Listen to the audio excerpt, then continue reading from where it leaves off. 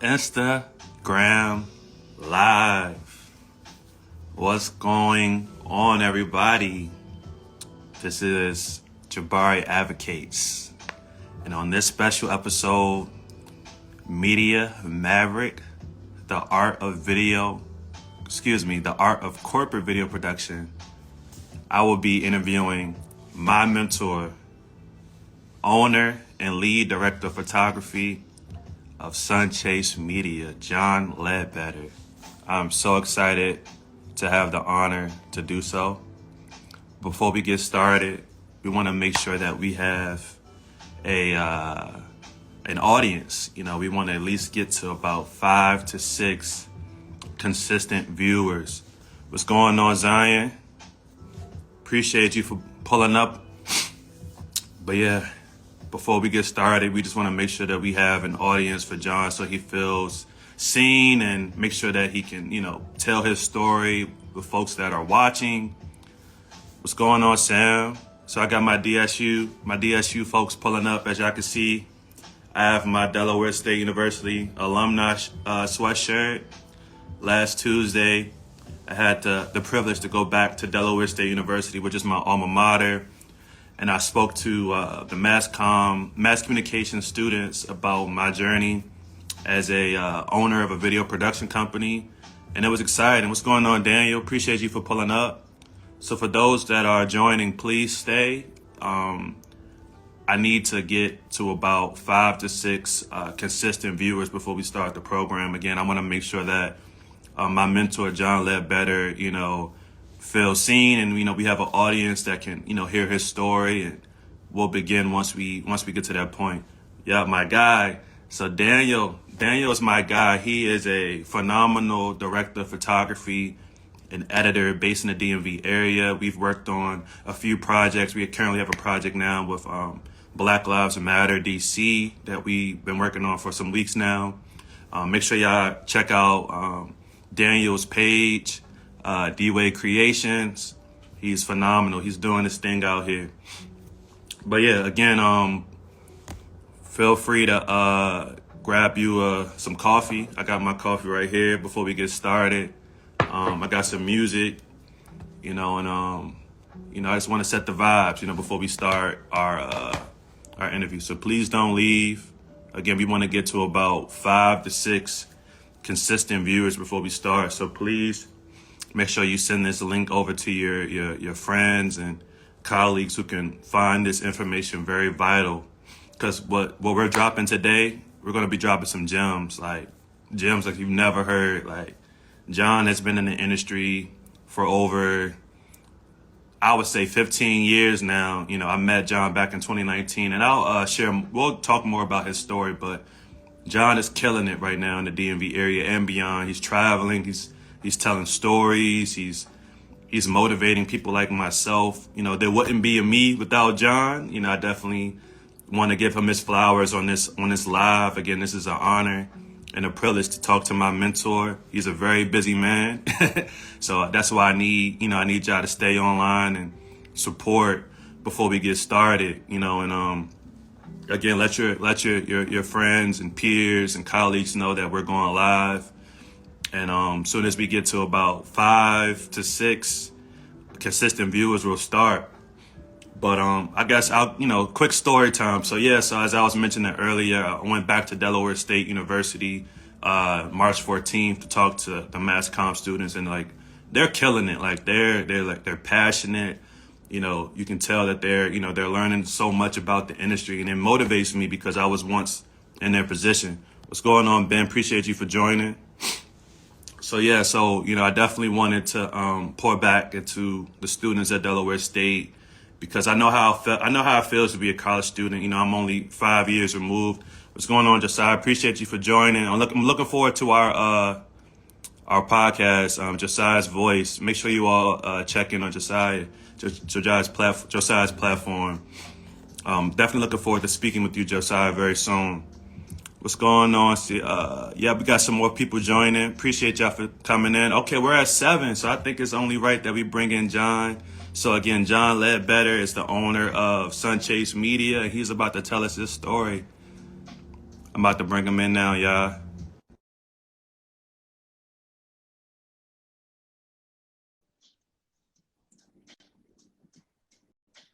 All right. 1 second, 1 second.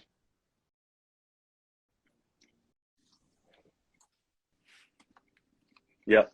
Yep. Yo, what's Oh going snap! on, John? What's good, man? How you doing? How you doing, brother? It's I'm doing good, man. We good, man. How doing you this. We're doing, man? doing this, man. We're really on live right now. You know, about to Right. talk about That's your what's talk up. about your Yeah. story. But before I get started, I just wanted to kind of let folks know. So Jabari Advocates is a platform that I created a few months ago, really with the intentions to empower, support, and promote creators near and far. Really putting emphasis on the creator space in the DMV area. You know, the DMV has a lot of talent, as we both know, and really just putting the spotlight on them and those that are interested in even being in our industry, having folks like yourself and myself kind of, you know, serve as like mentors, you know, virtually, you know, because we're busy. Like we might not always have the chance to like have those one-on-one interactions with people, but they will always have this live once it's posted that they can review and watch.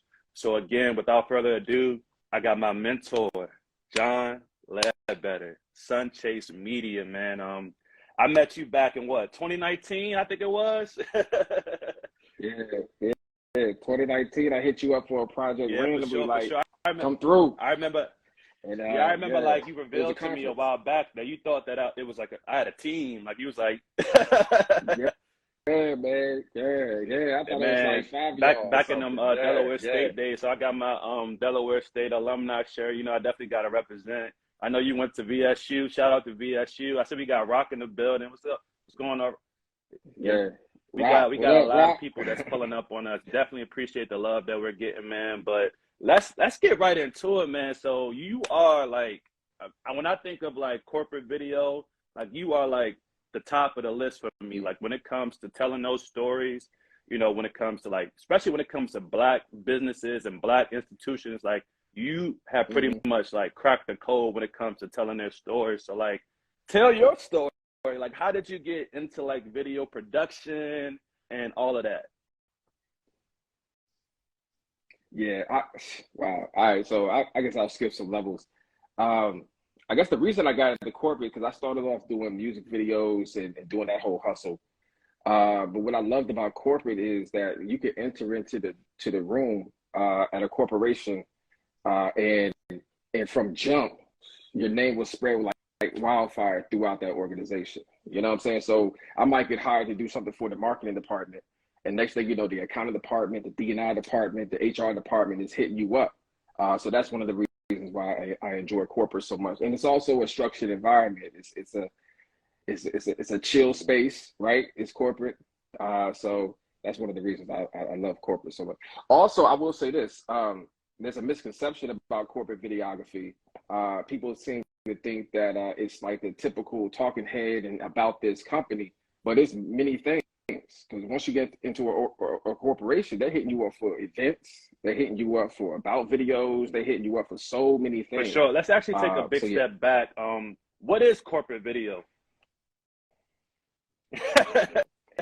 Oh man. So corporate video is like I said, it's all things corporate within an organization.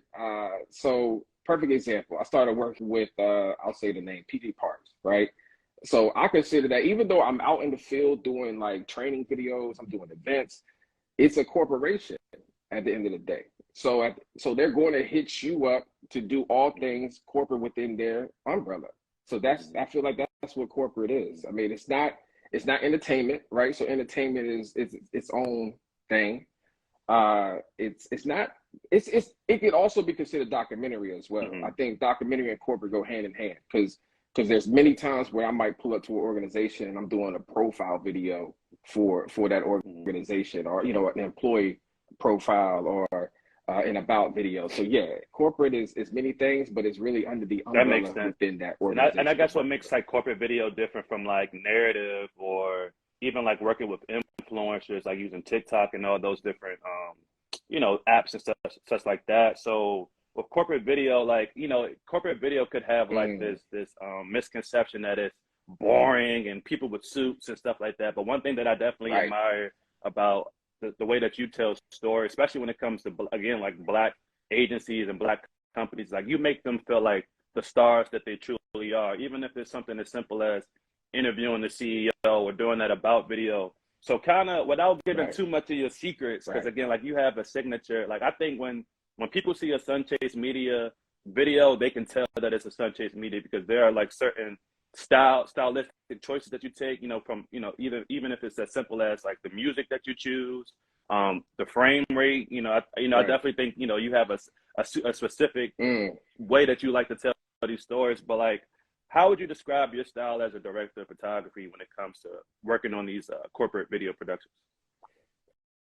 So I wouldn't say I make them feel like stars because I don't, right? Because I don't put my I don't put my clients to work leading up to a project. And that's one of the things that I feel like a lot of my clients like about working with Sunchase Media is, they hit us up for a project and next thing you know, we're showing up. There's not a lot of pre-production, right? Because at the end of the day, right, a lot of times organizations, corporate, like they just want to add a check mark to their to-do list, right? So they don't really want a lot of meetings. They don't want a lot of back and forth. They really just want to call somebody to come take this off their to-do list. And so that's kind of where we pull up. So it could be janky sometimes. It could be a lot of miscommunication sometimes. But at the end of the day, the story is going to be told. And that's kind of where we come in as well. Like we're going to tell the story and you're not even going to realize we're there sometimes. That's for events. But yeah, so your question was about my style. It's nimble, right? I don't do really big sets. It's usually myself and maybe two other people at times. And Sometimes it that's might just be yeah, me. and that's You know what I'm big, saying? and that's big, Some and yeah. that's something that I definitely noticed. Like when I first started working with you in 2019, is that like you are very nimble. Like you have the ability to make something that was shot with one person or two people look like it was shot with like 10 people. I think it just goes to show, like, Yeah. again, like the level of professionalism that you have and your ability to like make something out of nothing.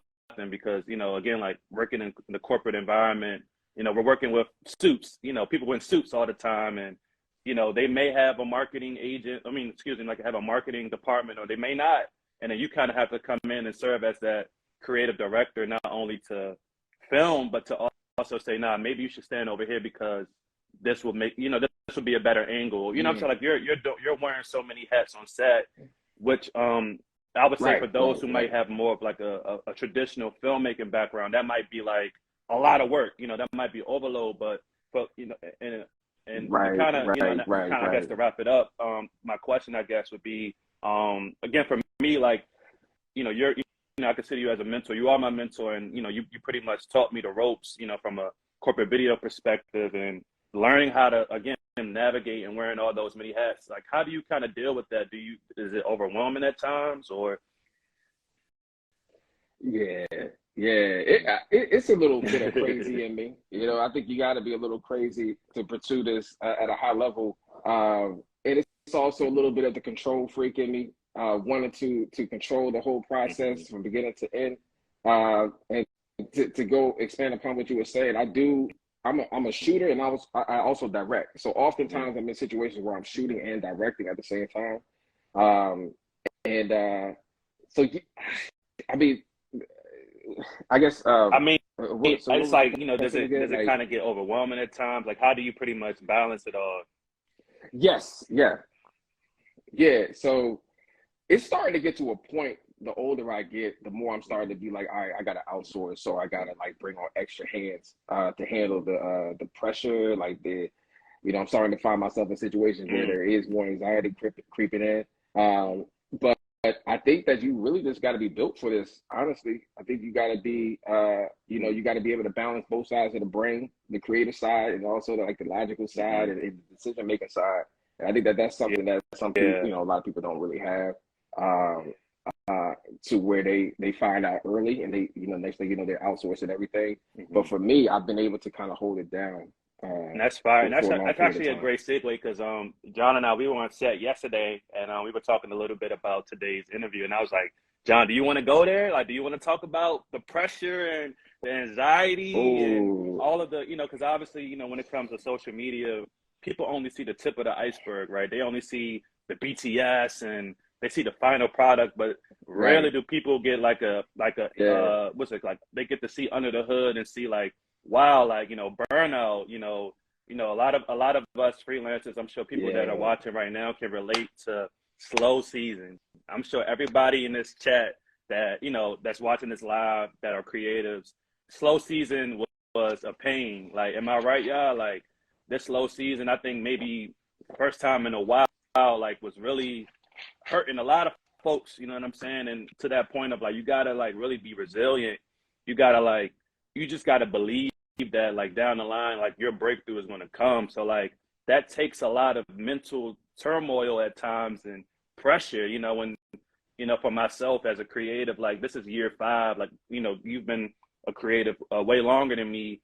So you pretty much have already been accustomed and, you have safeguards. So me, fresh out of college, I hit the ground running. Like, I'm like, what's a savings account? Like, I'm just like, I'm ready to go. So like when I first, yeah, experienced like yeah, slow season and not to mention COVID, like COVID really shut all this stuff down as creators. Like there was a point in yeah. time I was talking to my parents. I'm like, I think it might be a wrap, y'all. Like, I don't know if I'm gonna be able to work again. But I think, Yeah, yeah. but you I were had the those moments. first production company that hit me up during COVID. It was June, like my first, like from the lock, from when we was locked Mm, down until and then to the point where we were open. Like you hit me up first. It was like, yo, we working, we got a gig, and like that really gave me hope. But right. before we get into that, because I know that's going to really be a topic that a lot of us can relate to, I want to just give a quick shout out to everybody that's watching right now. Really appreciate y'all for joining. Y'all could be anywhere in the world right now. It's Saturday, it's Saturday morning, but y'all are here with us. So I want to shout out K Visuals, Kai Visuals. Appreciate you for tuning in. What's up? What's up? Yeah, Kyle Visual, Appreciate what's up? and I'm sorry, and my apologies about butchering our names, man. I'm so sorry. I got a long name myself, so I definitely want to be considerate of that. The Sip High, appreciate you, Raheem CMF, Jamal Hutchins, what's up, big bro? We got Cam Era, what's up, Cam? Rock, of course. We got Sia Brown. I'm sorry, I'm butchering your name, but if you know, you know. Ty West, what's good, Ty? Appreciate you for tuning in. Kiki, what's good? I met you Tuesday. What's going on? We got Love J Love. Appreciate you for watching. We got the Joshua Haynes. And yeah, everybody else again, thank y'all for joining, man. Really appreciate y'all. But again, talking about that pressure and anxiety of being a creator, you know what I'm saying, in this Mm, industry, especially, given, COVID and, we're borderline, in a recession, there's so many things that are affecting creatives. Like I think I probably had like my what's it called? Like I had like a breaking point a few weeks ago where I'm like, yo, like mm, my savings is depleting. Like I gotta make mm. something happen, and so how, for those that are watching who are either in our industry or even interested in getting in our industry, like what are ways that folks can kind of combat like those moments of like anxiety and all that stuff? You, you mentioned slow season. I think slow season is temporary. I think eventually you're going to get to a place where Mm-hmm. it's you just keep winning. You know what I'm saying? You're just going to keep winning because slow season is really just your lack of return clients, lack of demand for your service. But once you develop those return clients, it's going to be nonstop. So slow season is a rookie thing, I would say. No, not no offense. It's a rookie thing, right? It's a new thing. Because you're not going to hear people who have been in this game 10, 15 years talk about slow season. But as far as anxiety creeping in and stuff like that, I'm still learning, right? So the longer I go into this game, the older I get, the more I'm starting to realize that certain things that didn't stress me out and early on, because maybe I was younger, faster, are starting to kind of stress me out. And then also on top of having a big family, right? So I have 3 daughters, household, you know what I'm saying, wife, you know what I'm saying? So it's like a lot more of life For has sure. kind of crept into the fold, that is kind of bringing on more pressures. So in your situation, right, I mean, I'm pretty Hmm. sure you got some outside things going on, but you don't have kids. You know what I'm saying? So it's like when that kind of comes into For the fold, that's sure. a whole other beast. You know what I'm saying? But being in this Mm-hmm. industry, you got to be able to pivot. Mm-hmm. You got to be able to adjust. And so for me, I just had to adjust, and then I For think that sure. that's a quality that we all need to have is And the that's actually a ability great to adjust. segue. What do you think are some skills business owners should have before starting a video production company? Passion, number one, because passion is what's going to be needed to pick you off the ground when you get knocked down. So passion, number one, and you can identify whether or not you're passionate about this work early. Oftentimes you'll get knocked down, but what's going to pick you back up, right? Are you only doing this for the money? Because if that's the case, then you're going to be waiting around for a long time. You're going to get phased out. Are you doing this for the love of Mm-hmm. creating art? Because even that might not be enough, right? I know for me, what kept picking me up off the ground was just my desire to fulfill a need for my clients. You know what I'm saying? And so that's going to continue to Mm-hmm. penetrate throughout my journey. You see what I'm saying? That's so. I guess So yeah. my next question is: could you do this for the rest of your life if you could do it for free? I would love to get to a place where I just have so much passive income that I'm able to do this for free. For You sure. know what I'm saying? I could definitely see myself in a situation where I do enter into one organization, and kind of be that person Mm-hmm. to create, For right? sure. I can see that happening, you know? All right, Um, let's yeah. take a quick trip down memory lane because again, John, I've known you since 2019. Like we've had hour-long discussions. Like you, I don't even see you as a mentor, honest. I see you as like a big brother. Like you are like my big brother. I didn't Mm, have big brothers. I grew up borderline only mm, child until I was about 10, and so a lot of the guidance that I received from like an older man was either from my father or mm, folks like you. Definitely shout out to Leroy and McCraw. Like my big brothers in the industry. Like you guys have again been so instrumental on my yeah. development. But yeah, let's take a trip down memory lane. Tell me your first experience when it comes to the arts, because not Mm, only are you a filmmaker, you're yeah, that's also good. you're Yeah. also a musician. Like you Yeah. make beats. Yeah, yeah. My passion is music. So my twin brother, shout out to Quincy Q Ledbetter. We were both into creating from the start. He got into music first. He made it to a high level where he was doing beats for like P.D. Pablo, Young Buck. So watching that at a young age kind of got me into music. So when I went to Virginia State University undergrad, I had a recording studio in my dorm room. And not only did that kind of like, feel the need for me to be creative, but it was also a way to prove to myself that I could be an entrepreneur. Because like I was actually getting to a place where the radio station at the studio at the school was like, where's everybody going? You know what I'm saying? They're not coming to the radio station no more. They were coming to my dorm room. So yeah, so like it's always been in me to not only be an entrepreneur but also to be a creative What was and your do things in the arts. what what was your beat tag? Did you have a beat J tag? J J Dex. They J Dex. Dex. So yeah. My middle name is Dexter, and yeah. So John J and then Dexter. Yeah. So J Dex. Awesome. Not to, and I don't mean to aid you, but could you kind of give us that time? You mentioned PD Pablo, so could you kind of give us Yeah, man. that what was Yeah. that era? What was that era like? How was like the not only the music scene, but like when it comes to Mm-hmm. video production, Yep. like right now, videos in demand. We got TikTokers and all that. So back then, was there demand for Y'all videos? got first of all, y'all got it easy nowadays. Back when I first got started, not only would we have to shoot the video, but we had to deliver the video on a DVD What? to the client. What's a Like pull DVD? up. Come on, bro. Yeah.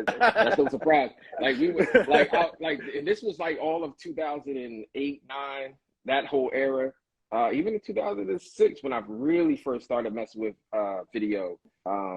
I can tell a story now. Like my first video was actually with Trey Songz, believe it or not. Trey Like Songz. shout out to my man Bob Fish, who was Trey's manager. I went to Virginia State, so this is Petersburg, where Trey's from. And so we shot a video in Lee Park. But I say all that to say, like, immediately following that video, I go back to the dorm room. I'm burning it to a DVD and handed it to Mumi and Trey. You know what I'm saying? So that's like the process that we had to go through back in the day. Now, of course, it's you know, you can send it through your cell phone now. You know what I'm saying? Like, you can send a draft, like, check this out. So yeah, now That's crazy. Yeah, things have changed. So yeah, again, just kind of going down that memory lane, and definitely don't want you to divulge too much if it's too personal. But like, were your parents like supportive of you and your brothers like creative endeavors? Yeah, definitely, man. Nah, my parents are both educators, so they were like kind of like on education first.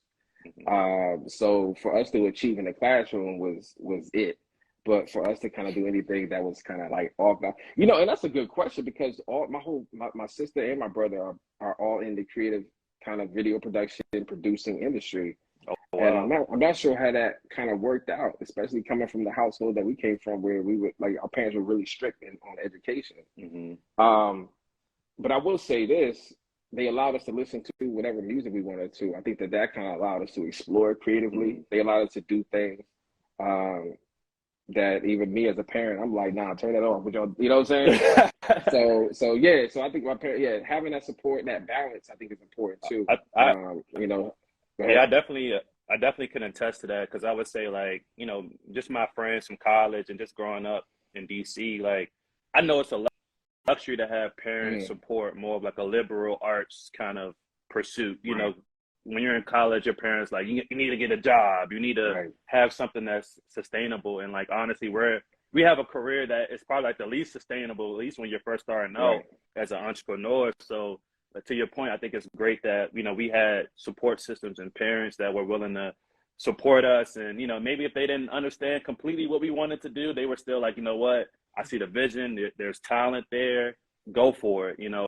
And for me, like, it wasn't until like year 3 of me as an entrepreneur where when I was like fully independent, where I was able to move out and kind of just take my passions and endeavors to a higher level, because I was 100% independent. Like I didn't have the cushion of mom and dad anymore. I was like, I'm believing this. I'm believing in this. I'm doubling down on it, and I'm gonna make a way. So, but that's not to throw a wrench into this discussion. One thing that you and I are very different in is I had work experience in corporate America prior to going full time. So I went full time in 2013.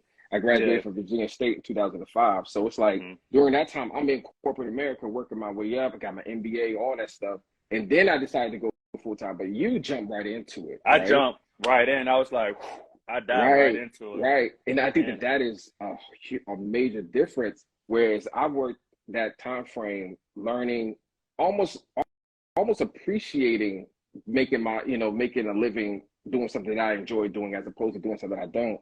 You know what I'm saying? So I think that is I think there's a benefit in working a full-time job before going full-time, but that's a whole nother topic. Yeah, I see what you're saying. I mean, for me, like I've never had a job like ever. Like I've never had I had like a summer job, but it was more like through, if anybody that's watching is from the DC area, I was a part of like the summer youth employment program where my summer job. Mary, right? Yeah, Marion Barry was the one that kickstarted that. I want to say back in the 70s in DC. But my internships were like school related. So like I had one internship. It was through the Howard Upper Bound program. Oh yeah, I see somebody that say Kiki knows what I'm talking about. SYP. So pretty much my job experience was like a college prep. Like over the summer, I was paid to take college prep classes. Gotcha. And then I also interned at like Channel 9, but it was an internship. It wasn't like a job. Like I didn't have like a 9 to 5. You know what I'm saying? So I think if anything, that could have been like a setback for me, not necessarily having that consistency and then kind of figuring out what a work landscape is for me. And that's even something that I'm still figuring out. But I definitely think that maybe if I did maybe have like 8 years of like corporate America experience before jumping into, you know, being an entrepreneur, maybe that would have helped me. But for me, I think it's more about the appreciation for getting work. So like, all right, let's just say I was making $80,000 to $100,000 working my 9 to 5. That equates to about 2,000 a week. Excuse me, 2,000 every 2 weeks. So when somebody hits me up for a job in video production that wants to pay me 2,500 to go somewhere for 4 hours, I'm automatically tapping into what I used to have to do for 2 weeks of work to get that. So it's like, so just because somebody's coming at me for $2,500, I'm like, let's get it. 4 hours, let's go. So it's like, it's that appreciation that's embedded in me from working a 9 to 5 and understanding. Whereas with you, you might be like, nah, that might not be it. Nah, but we're gonna say no to that. You know what I'm saying? Yeah. And we talked about this the other day, like early on, my first 5 years, I wasn't saying no. I was like, I was always exploring, and through saying yes to jobs, that expanded to other opportunities. You see what I'm saying? Like if I had, not to cut you off, if I had said no to, let's just say, Carolyn Jingori, right, who hit me up to do a headshot session for $250, right? If I had said no to that, I would not have the relationship with NIH that I have now, National Institutes of Health. You see what I'm saying? Yeah, so it's I like understand. Go ahead. No, I understand what you're saying completely. Like me personally, like it depends. Like I've been told that I could be a diva at times, or I guess the male equivalent would be a divo. I don't know. Your generation. But yeah, like when sometimes like people might say, "Oh, Jabari, you're too good for this." Or, like you be acting like you don't want to, work, and I'm like, that's not the case. It's just like I don't like dysfunction. I don't work well in dysfunction. I think it's probably because let me cut you off. I like dysfunction because that gives me more control, right? Because I'm able to control the environment and bring structure to it. You know what I'm saying? Go ahead. I understand, but like, for me, it's out. Like, and maybe that's just a quality that I don't have. Like for instance, like I got hit up about this project. I told you about this project. I won't, give too many details because I don't know who's watching right now. But pretty much, I got hit up through a referral. Like one of my homies hit me up about a project. And just off the strength of the relationship that I have with my homie, like I took it, I'm like, bet, my homie, he looked out. I know that he wouldn't set me up, with a bad client, but ended up being like a bad client. And like, I'm like knee deep into this project and I don't want to do it. But since I'm doing, since I kind of already committed, I have to do it. Right. But I had urged to bring in a producer, like essentially you would be the producer, like you would be the producer, director, and the DP. For me, I would prefer to spread out that work because if I'm being hired as a DP, I want to focus on being the best DP, being the best DP I can be, making sure that not only am I a DP, and I'm also handling grip and electrics. So like I want to make sure that I'm getting the best image. Like I don't want to have to be making call sheets and but what does your client want though? You know what I'm saying? My client, you're saying that's for you, but what is it necessary for your client? See, and that's the thing. Like I get exactly what you're saying, but for me, it's like I want to work in an environment where I feel like I'm getting the best out of this. And it might, like I said, like people say that it's not about you though. I get that, but I feel like I get exactly what you're saying, but it's like I'd rather work with people that understand my process. You know what I'm saying? True. Yeah. That value also.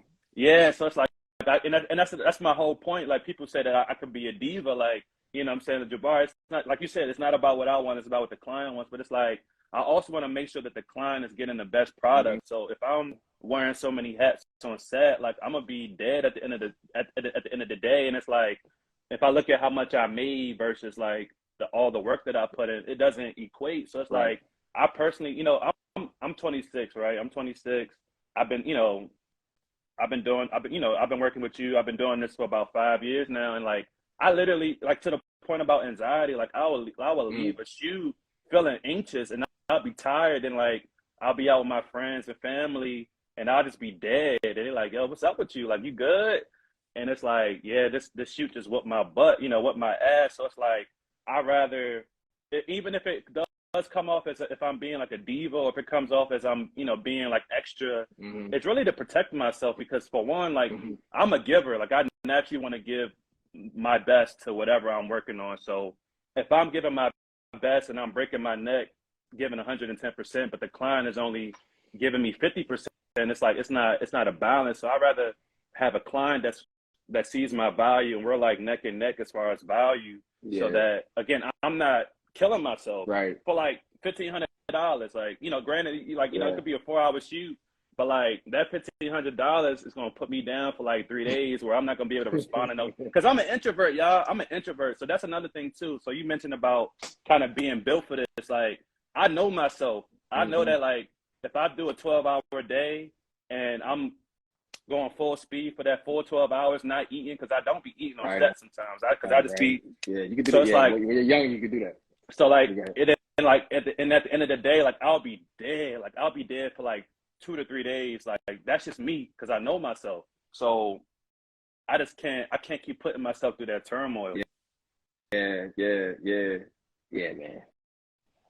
I was going to say something, but yeah. And this is this is the basis of like me and John's conversations. Like this is what we do all day, every day. We just talk about our processes and all that. So like this is literally like a FaceTime call that y'all are like witnessing in real time.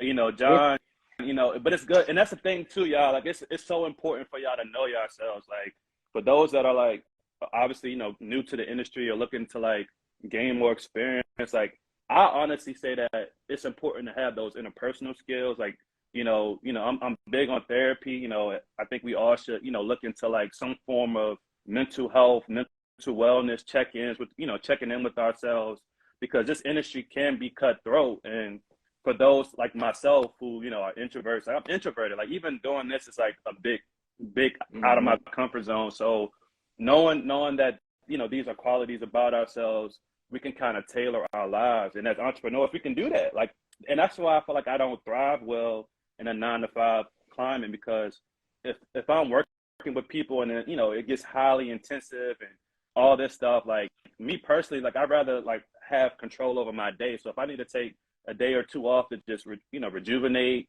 whether it's midweek or the weekend, I have that flexibility as an entrepreneur. But if I work with somebody, then it's like I gotta kind of get with their program. I mean, yeah. In this industry, I don't know. Not every space is going to be a safe space, though. Yeah. You know, and I think that you gotta, I mean, throw yourself into the fire. And like I said, it's about being able to adjust. In our industry, we have to be able to adjust. So maybe that, I don't know. It's like, I don't know. And that's actually a good segue, John. Let's talk about work-life balance as a business owner. Right.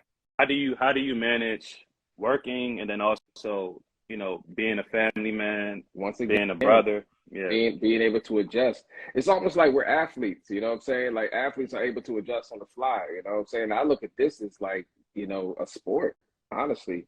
Where it's like, you know, all of a sudden now I have 3 kids and I have to be able to pivot and adjust and still be that all-star, you know what I'm saying, in the field of video production. So if one thing will shatter you, then you might not be built for this, right? And that's why I think that you have to be a little crazy in our industry to be able to adjust to all the things, the trials and tribulations that come in, and then also number one, have passion for what it is that we do, because that passion is, like I said in the beginning, is what's going to pick you up off the ground.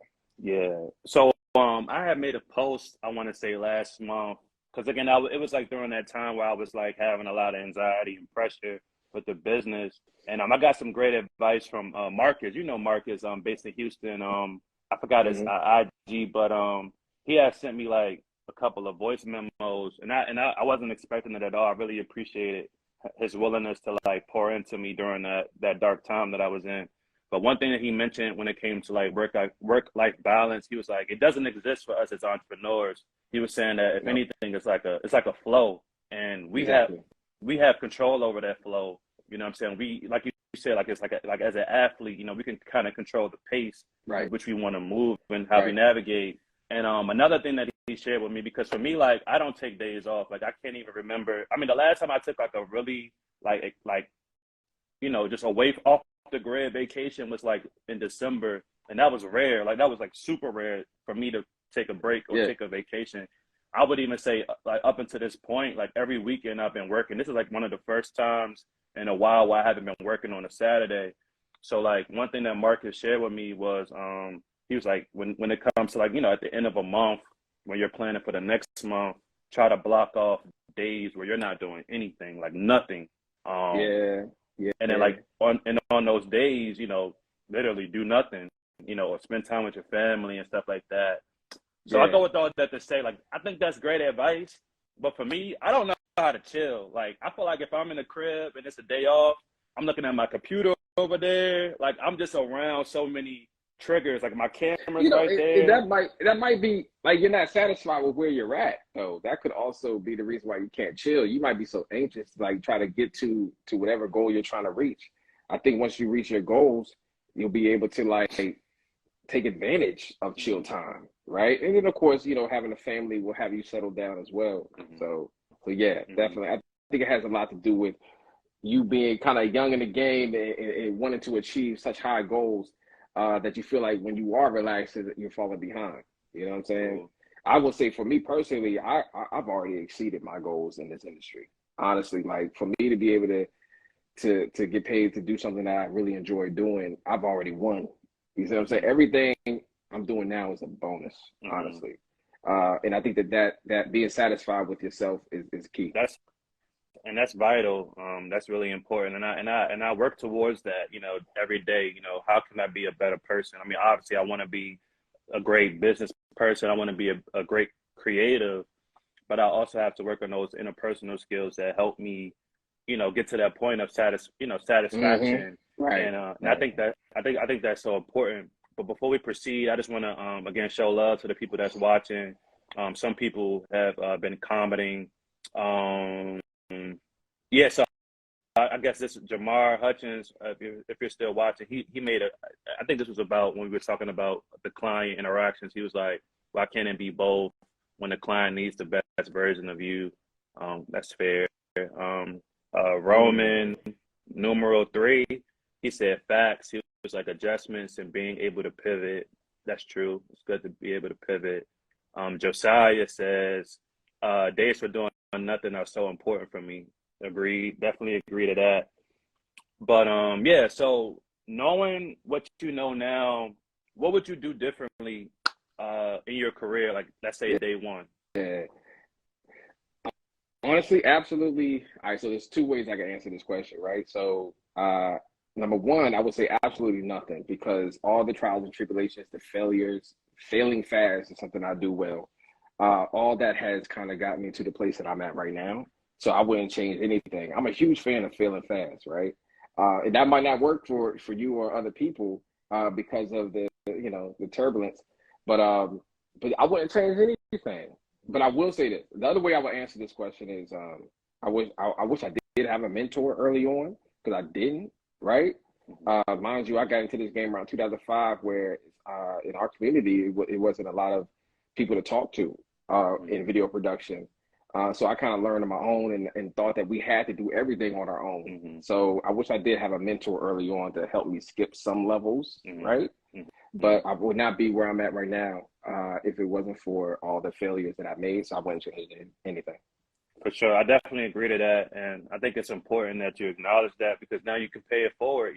You're doing that to me, and you've been able to do that. And again, to kind of give you your flowers, John, like even when I started my career in 2018, like I would even, to kind of summarize my experience at Dale State, it was very competitive. I felt like I had to be the best videographer. I felt like, when it came to like the staff and the faculty, my professors, like they really was like training us to be killers. Like, you got to be the best, have your elevator, like, they really, and I don't know if that's just like an HBCU thing, but they definitely, in my university, they definitely was pushing us to be the best of the best. And I rarely looked, like I had literally tunnel vision. Like it wasn't, and Eric, right? My homie Eric, like it took until like my senior year, my last semester of my senior year, to actually meet another creative that I admired and wanted to collaborate with. Before that, it was like a cutthroat season. I'm like, I got to be the best. And I don't necessarily think that's the best way to, I mean, it depends. Like, if some people thrive off of competition, I think nothing's wrong with friendly competition. But in our industry, I believe that there has to be a level of collaboration. We have to be able to work together, work with other people. And often when I had like group projects, or I had to like do interviews and film with like other team members, it was always that, like, who you think you are? Like, it was that kind of vibe. And I definitely don't want to talk bad about my university, because I learned so much, and I love Dell State, as you can see. But since you said that you thought that you had to do everything on your own, like, Mm. was it hard for you to collaborate? No, it wasn't so much like you. I could be an introvert sometimes. It wasn't so much that it was hard to collaborate. It was just that I started off so small. Like we were talking like $500, $150 for a shoot. So it had to be me. What I'm saying? I couldn't really like lean on a whole lot of support early on. Mm-hmm. So nah, I wouldn't say it's about collaboration at all or hard to collaborate. Nah, I wouldn't say that. Cool. So we got about 15 minutes left. So I like to again had that interaction from the community. Over this last week, I had asked some folks what questions would they want to ask to you. So I have a list of questions that folks in the DMV community wanted to know. So we got my homie Chris Farmer, who's a phenomenal director based in the DC area. He's a affiliate with remind me Cool Kids. Shout out to Cool Kids, Chris Cool Farmer kids. for Yeah, sure. that's all we had back in 2009, 2010 era. Mm-hmm. Was Cool Kids. Yeah, definitely looked up to those guys and what they were doing. Like they were nationwide, they were the only ones kind of doing what they were doing. So shout out to Cool Kids for sure. Six Shooter, Chris, all them, man. Baki, Tabby, all them. For sure. So Chris asks, how long did the journey take being basically a one-man band? For me, being a one-man band, like like when once again going back to corporate, one of the cool things about corporate is that like I said, your name spreads like wildfire within the organization. So for a lot of the corporations that I work with, they have adjusted to my style of shooting so that when they hit me, like I come through and it's myself, sometimes one other person, and we're able to knock stuff out. And it's the frequency of work within those organizations that is where I win. You see what I'm saying? Mm-hmm. So being a one-man band can work. I know a lot of people say you have to build teams in order to go far, but if far for you is a corporate, saying a high-rise building, then yeah, you're going to need a team. But if you're completely satisfied with doing a lot of not damage, but like in a positive way within the organization as a nimble crew, then you're winning in that scale too. So yeah, I mean, I could go far being a one-man band, especially another example, being a one-man band working for, I'm not going to say the client, but this client accounted for maybe 50% of the work that I did in 2022. And it's really just me showing up. Oh, CEO needs a talking head. CEO needs this. Or we got an event where we need to do a profile. You know what I'm saying? So it's like within that organization, being that one person that shows up and kind of just does something for them goes a long way. Mm-hmm. So even today, I could go a long way with being a one-man band. It's really just about like, what type of leader you are, I would say also. Mm-hmm. But you can go far being a one-man band. And one-man band doesn't mean just you. It can mean just one other person sometimes, you know what I'm saying? To provide support. For sure. Appreciate that. Thank you, Chris, for the question. So now we got Jules. He says, what is your main motivation outside of family? Like, where does your passion come from? That's a good question. Like we talked about this earlier. Like my passion comes from satisfying clients.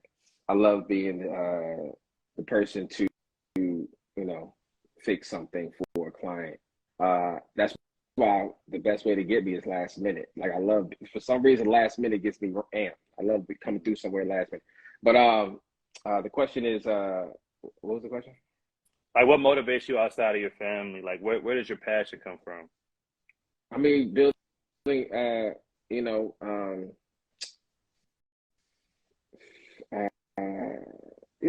the income, I ain't gonna lie, like, bringing in money.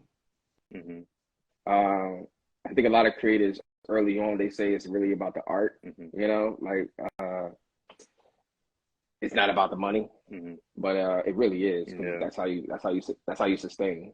Uh, Yeah, I agree. I definitely don't see no shame in that. Like we live in a society, a world where money rules the world. We need money to survive. So if mhm, that's a person's motivation, I don't think that's wrong. I think two can coexist. Like yes, you can be passionate about your art, but then you also could be passionate about making a better life for your family, making a better right, life for yourself, and money is needed for that. right, That's why that they had that term like starving artist. The right. starving artist is the person that starves for their art, but why can't we be a full artist? Like I want to be full. I want to be an artist, and I also want to make money. Like Exactly. nothing, Right, right, nothing's wrong right, with that. right. So two more questions. We got Nikki. Shout out to Nikki. She says, "How the blank does he edit so fast? Like you choose music and cut to the project so fast. Like what's your Yeah, secret?" yeah. And I think that, I mean, there's a way to pursue this industry the way I have, and be a full service company. Like, so my strong suit is editing. Um, I think that that's the connection I have with God, universe, however you want to put it. Whereas like I'm able just to connect the video and tell the story through visual and song. And that's what I enjoy doing. So oftentimes my motivation to complete a shoot is just to get to that editing, right? So I can connect and create something. But the question was, how do I do it so quickly? Uh, I don't share a lot of music, or excuse me, a lot of videos, because a lot of my videos look the same, right? I've kind of mastered a kind of a flow of video production, visually, um, and I stick to it. I'll say that. That's fair. Yeah, I That's stick to fair. it. Now I could go other directions. Like I love when a client would challenge me, like we want something like this, and I start doing. You know what I'm saying? I shock myself sometimes when I'm able to do it. But Mhm. I've just mastered a flow, that I crank out for all my clients. And that's cool. And not to sound like a diva again, but I don't like to edit. I think I shared that with you. Like You by know, all, and not to cut you off, man. A lot of people who outsource editing, at the end of the day, they just don't. They can't do it. Their thought process when it comes to editing is just not there. You know, so they outsource. Like I've had people tell me all along, "Oh, well, just hire an editor. Why are you editing? You're just saying that because you don't know how to edit. Edit. No offense. You know what I'm that's saying? Some fair. people just don't know how to edit. It's I, it's it's it's yeah. a vibe. It's a mental state. It's it's a passion that you Hmm. have to be able to sit down and really tap into an edit to where it's just fun. Then That's fair. also 10,000 hours kind of creeps in too when it comes to editing. Hmm. I've had so many years of experience. I know what shortcuts to take to Hmm. kind of get to the story, to get to the tearjerker moments. And yeah. That's fair. So I got actually one question that was asked on the live by my boy Yeah, Zion. somebody said Actually, know your strengths. That's what it is. Like, you gotta oh know yeah, your strengths. And my strength is editing, for sure. honestly. For sure. Definitely shout out to my boy Zion. I met him Tuesday at Dale State. He's killing it. Young creative director based in Delaware. He asks, when you all achieve something, how do you all celebrate or take the time to properly acknowledge what you've done? Oh, say that again?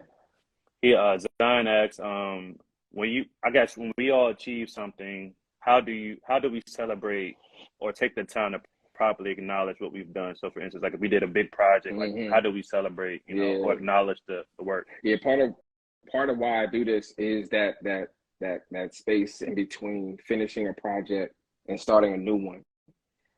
So there is no time for celebration in between. It's like on to the next. You see what I'm That's fair. saying? Um,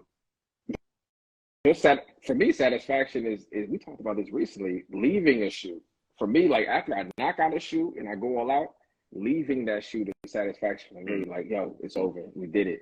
Now let's get to this edit. So there is no celebration. You won't catch me celebrate anything, honestly.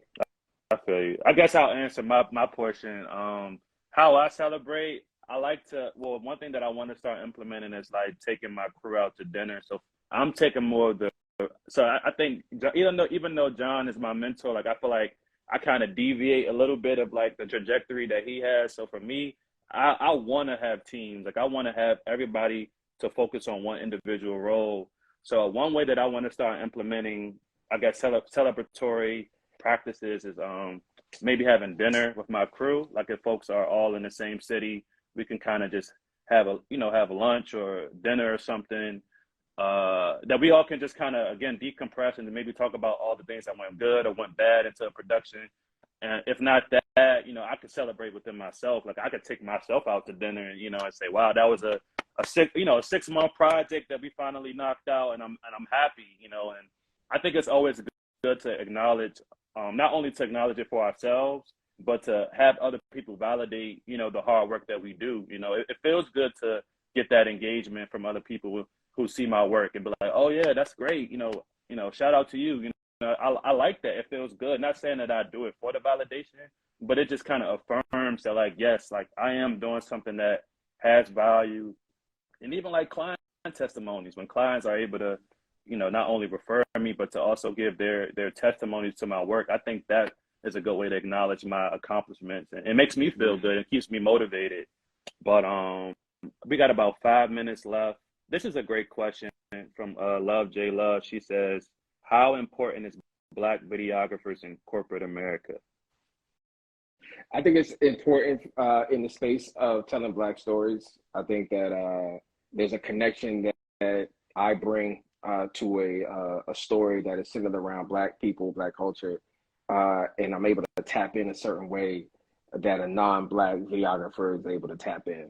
And there's a passion that I bring, a connection that I bring to the project that a non-Black videographer or photographer brings.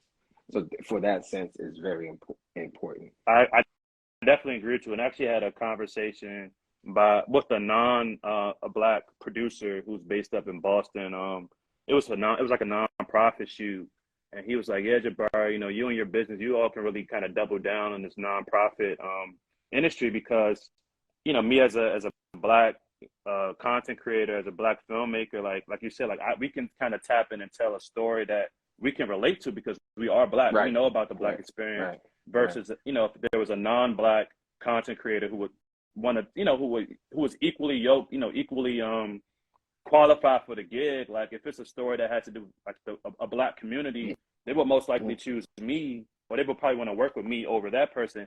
It doesn't necessarily mean that. Like, I know that might kind of come off as like racy, I guess, but it just kind of makes sense. Like people honestly want to work with people that they look like and can relate to them. And I think that's partly why I got the gig, was because, and we had an all Black crew and our producer was the only non-person of color, but it was just like a level of like comfort that, having us around, like when we were interviewing, and it was for like a community that was like impoverished. So like having like, Black people on set that kind of can relate to that. And even to myself, like I noticed like certain things that the producer wanted. And I'm like, nah, we don't want that on camera. Like, I don't want to show my people in this light. Right. Like, especially if it was something that they were doing that wasn't like, you know what I'm saying? Like, we just know like certain visuals, and that's important as a Black content creators. Like we know, and like, we want to make sure that our people look good. And I think that goes to your point. One thing that I did not mention, but like John has a great way of not only filming Black people, but skin tones. Like if you watch John's videos, like he just has like a good way of like dialing in the skin tones where it looks authentic and real, as opposed. And I'm not saying that other non-Black people can't do that, but I think it's so important that John takes his time, creators like John takes their time to really make us look good. And the fact that this is corporate America, which is predominantly, non-Black, you know what I'm saying? So for us to be highly skilled Black content creators that are coming in and telling their stories, it's important that we tell our stories. So for those people who are kind of on the fence or are doubting their abilities, like maybe I'm not good enough because I see all these other non-Black people that are killing the game. Like, no, like you have a voice, you are able to provide value. And that's pretty much our time. The live is going to cut off at 11:30, but thank you so much, John. Yeah, man. Yeah, this is good, man. Can't wait to share it and share it with other people. This is good. For sure. So yeah, thank you everybody. This is gonna live on IG on Jabari Advocate shortly after this live ends. But yeah, thank everybody for joining, and I'll see y'all next time. Peace.